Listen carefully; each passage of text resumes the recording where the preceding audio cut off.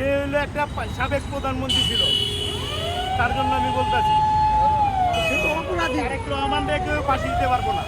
সে কি কোনো অপরাধ করেছে কিনা? অপরাধ সে কোনো অপরাধ করেনি, অপরাধ করছে তার দলের লোক। আপনি কি বলতে চাচ্ছেন তাহলে ক্লিয়ারলি যে শেখ হাসিনা কোনো অপরাধ করে নাই? হ্যাঁ? আচ্ছা, আইনের মাধ্যমে তো প্রমাণিত সে অপরাধী। আইনের মাধ্যমে প্রমাণিত কিভাবে অপরাধ? এটা তো আইন বলতেছে। 1244 জন হত্যা করেছে এই গণঅভ্যুত্থানে। গণঅভ্যুত্থানে হত্যা করেছে পুলিশ, পুলিশ হত্যা করেছে, হাসিনা তো হত্যা করে না।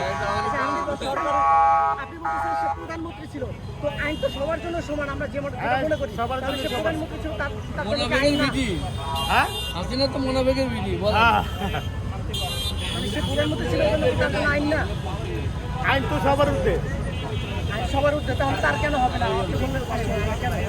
ফাঁসি হবে না, সে তো প্রধানমন্ত্রী ছিল।